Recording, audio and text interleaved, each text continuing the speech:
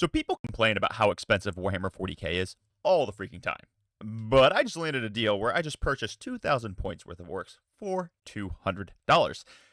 I am relatively cheap, as they would say. I don't really like spending money, but we do play a hobby where you have to expect to spend money. And so I have done the same as everyone else. I have gone to local GW stores, I've purchased full price models, and I've been very, very happy with it because I love this game. But it's also really nice to find a deal. So today's video, I'm going to teach you guys how to find deals like I do so that you can expand your competitive collection. Because being a competitive player is fantastic, but if you don't have the models for it, you're not able to really compete the way that you want to. You need to have models. So check this deal out that I just got, and then I'm going to break you down for you the rules of like shopping new or shopping used, and I'm going to kind of help you guys find some deals. So first off, I just got this entire freaking orc army, fully painted, fully based, for $200. And caveat, it was actually only 1,910 points, but whatever. So I've got one Gorkanaut in there, one Morkanaut in there, 15 Mega Armor Knobs, 9 Killicons, 3 Death Dreads, 1 Big Mech, and 1 Warboss in Mega Armor. All of it fully painted, all of it fully based. Painted relatively well. It's not like gonna win any golden demons, but it's relatively well. It's better than I would be able to paint because remember, I don't particularly care for painting.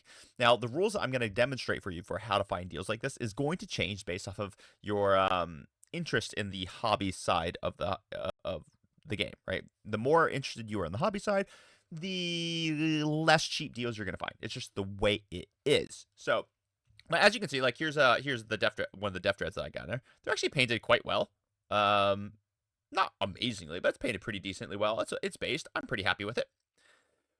So what I did is I went ahead and like did the translation or did the conversions to show you like how much this actually would have costed if I bought it new. Now, granted, all of this is done in Norway, and here in Norway, we actually have significantly cheaper Warhammer than we do over in America. So I know, sick shock. The difference between a Gorkanaut here in Norway is it's approximately $122 versus a $150 Gorkanaut in America. So if you're in the UK, if you're somewhere else, prices will vary based off of where you are. So this is just what it is. So for the Morkanaut new in Norway, they'd be 122. 15 Mega Knobs would be $60 each. Multiply that by 3, boom, you're sitting at a very, very comfortable $180 for that. 9 Killicons for $53 each. 3 Death Dreads for $53 each. 1 Big Mech for $44, and a Warboss in Mega Armor for $36. This would total up to a grand total of $822 if all bought brand new. Now there's a caveat here. The Gorkanaut is heavily printed. It is definitely using some original Games Workshop pieces, and but part of it is printed, so I may or may not be able to use that in tournaments depending on where I am going. So there is a caveat with that one. And the Warboss in Mega Armor is a heavy kit bash, so it is what it is. But this is a freaking great deal. So now what we're going to do is we're going to talk about the deals that you expect to find new. We're going to talk about the deals that we expect to be finding used. So let's go straight on into new deals.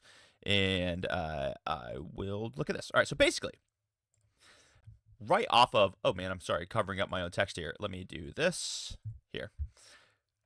Based off of, I'm just going to shrink my face here for you guys. Based off of wherever you are, you're going to find different deals in place. But typically what you can expect to see is you can expect to see your friendly local gaming store dropping you approximately 15% off the cost of Games Workshop new. Games Workshop knows this. Games Workshop loves this. They want you buying from your friendly local gaming stores. They support your friendly local gaming stores. So it's not like you're scamming the system by buying from your friendly local gaming stores. If they are not giving you at least a 10% discount off of Games Workshop prices, you can do better. That doesn't mean they're scamming you. We don't know what their margins are. Their margins might be razor thin, and they have to charge those prices. But you can find better deals. So right off the bat, if you want new plastic, look for FLGSs that are going to be giving you anywhere between the 10 to 15% off of the normal price. Then you can also have promotions, discount codes. Like I know one of our FLGSs gives a discount for pre-orders. So off of all those things, you can always stack those things as well. Now, I'm going to share with you guys a quick secret here. This is a very, very interesting one.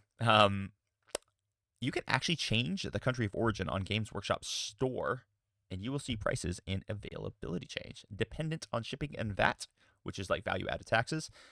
sometimes you can actually save a monstrous amount of money by ordering in bulk this way. So if you're living in a country that does not charge a value-added tax, but you have a high price point, sometimes you can actually ship models in from a different Games Workshop store. And I'll actually show you guys how to do that here in just a moment. And then you will actually end up saving quite a pretty penny as long as the shipping isn't too unreasonable. So I'm going to show you what that looks like here in just a freaking moment. But first off, I want to kind of show you some of these used principles when it comes to like buying used models. So here's the deal. When it comes to our used models, oh man, sorry, I got a little bit cut off there. When it comes to our used models, we are generally going to be looking at 60% of new cost. If it's a good painted model, you're looking at about 60% of new, sometimes 70%. The reason for this is going to be that these models, even if they're painted well, they do not match your scheme, which lowers the desirability of the models. Now, if you're like me and you don't really care about the scheme that's on the table, like I am totally happy having my freaking blue orcs standing next to my purple orcs. It doesn't bother me in the least. That's one of the reasons why I can just go pick up really good deals. Or if someone's selling a relatively unique army and it doesn't really fit any standard painting scheme, I'm like, cool, I'll take the massive discount because you're never going to find a buyer for that simply because it's not going to fit anyone's paint scheme ever. It'll fit mine because mine is whatever's on the table is fine with me. So the more interested and joy that you get out of the actual painting and the hobbying side of this game, the less of the deals that you're going to get. But if you're seeing painting jobs range somewhere between the 30 and 50% cost of your models, then you're going to be looking at 30 to 50%. So that mid to poor range paint job is going to drop 30 to 50% of the original cost of the models themselves. If these models tend to be magnetized, it's going to be an improvement. It means it's going to cost a little bit more. But one of the really big dangers that you need to make sure you're checking is that you want to make sure that you're not getting bad prints. Now, stick with me. I'm about to do something cool. So check this out. I am going to show you this. This is very, very interesting. So this is a Storm Surge. And this is in a marketplace local here to Norway. So a Storm Surge going for 750 kroner. For everyone who's not Norwegian, that basically means it's about $80. Because when you're going to kroner, basically 100 kroner is $10. It's slightly more than $10.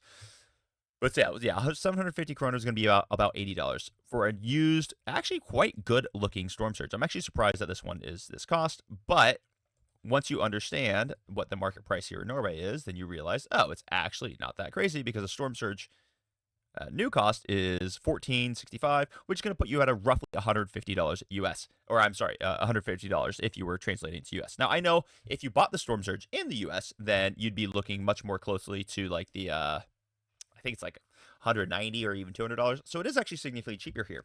But as you can see, just on a local marketplace, and this one was recently sold. I actually thanked to one of my clients because I pointed out to him because I know he was in the market for a new Storm Surge. And that's a crazy good deal. So you can just save a ton of money just by buying a good looking used model. There is nothing wrong with that. You do sometimes need to be, like I said, beware of the trap of falling for like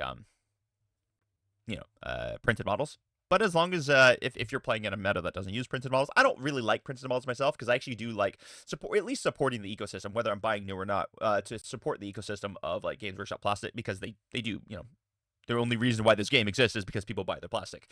And so I do buy some new stuff, but when I see a good deal on used stuff, I'll buy good used stuff. So yeah. Now, the next thing that you really, really want to consider when you are buying your used models is you really want to consider what is the season of your build. Is the army that you're looking at a popular army right now? Well, this is going to be a multiplier upon how much discount you're going to get on the army. So currently, right now, the orcs that I just bought, for example, it's a bunch of models that really are not getting played. Currently, no one in the area is playing Killikons. No one is playing Death Dreads at all. And practically no one is playing Gorkanauts and Morkanauts. Now, I know there is a Dread Mob build available that people do like, but it's not particularly competitive. It's not particularly interesting for people other than the people who are just collecting those models anyway. So when you start unloading them, there's not many people who are going to want a mid-painted army of models that they aren't really utilizing. So when you look for models that are out of season or not currently popular, you're going to get better deals. get good stuff when it's a good deal, not when it's great. So, for example, I don't really have any use for a Morka on an Orkanaut and 9 kilocans and 3 depth dreads and 15 meganobs. But you know what? Next edition, at some point, those models are going to be good. And I like having them, so I like having them as well. But at some point, those models will be good. Bully Boys will be redone in 11th edition, and maybe Meganob's ability is crazy good in 11th edition or something, for example. All right, great. Now I have Meganobs, which previously I didn't own them. And I don't have to scramble. I don't have to pay full price for them, all these things. So collect models when they're a good deal. Don't really worry necessarily about how powerful they are in the game right now. This is actually something that's going to help a lot of competitive players. Sometimes if you treat the hobby like it's a hobby and less like it's a blood sport, you're going to actually end up happier. So for me, I get cool models when they're good deals. I don't necessarily have to get the best thing only because it's the best thing. I can get stuff because they're just cool, right? And I've actually wanted Gorkanauts and Morkanauts, but there's no way in heck I wanted to build 9 of those old Kilocan kits, even though I like Kilocans. So yeah, there you go. It was a really good thing. The last piece of advice that I really have for you guys today is do not sell your freaking models. If you're a collector, that is. Now, I mean, if you're a competitive gamer, you're getting in and out of different, because you're jumping meta. That's not what I do. I don't like to hop meta. I play the armies I play, and I play them really well at a really high level. But, you know, some people like to. They just jump from the next big thing to the next big thing. Do you, boo? But my advice is that once you get models, don't sell them. Keep them. Things that were good and no longer are good will be good again. Things that are currently bad will become good when they drop by 25% in points in the latest in the next MFM or points drop that they're releasing. You're gonna have a balanced data slate, which is gonna alter a rule. Then you have that unit ready to freaking go. Don't freaking sell your models, not unless you're just getting out of the hobby. Of course, if you're getting out of the hobby, sure, get rid of your stuff, no problems. But for those of us who are just staying in the hobby and we just love it, we like collecting. Once you get your models, just keep them. Just freaking keep them. Now, I understand people have financial situations, man. I recognize if you're in dire straits, I'm not telling you what to do. This is not financial freaking advice. Don't like spam the comments with that stuff. Actually, do, because that's really good for the algorithm. So you should spam the comments with that stuff.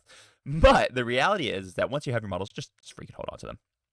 Let me show you one more thing. I'm going to go back to that Games Workshop store because I want to demonstrate this for you guys. Just how powerful it can be just switching the freaking country of origin. If I'm looking at this War Boss and Mega Armor and this Gorkanaut right here, 1,140 kroner, so call it $122, $335 or 335 kroner, call it whatever. Let me show you what happens when we switch this to the English site. Gorkanaut, $150. Now, that's a really big deal. Now, granted, if you're paying shipping costs from Norway to America, I can promise you you're not going to save money here. But occasionally, you're going to find things that will arbitrage really interestingly. But more importantly than that, if you're looking for new models, you will actually find models that are available in other countries that are not available in your current country. So if you're willing to pay for the shipping surcharge involved, sometimes you just get models that otherwise you would not be able to get. So it's actually quite interesting. This was my little guide to how you can get some cheap Warhammer when you're in the market for it. Hope you guys found it useful. If you did, like, subscribe, share with friends. We'll be back to our very general and extremely, well, I guess not general, our extremely in-depth and precision tactical videos later this week. Until next time, crump on. Bye-bye.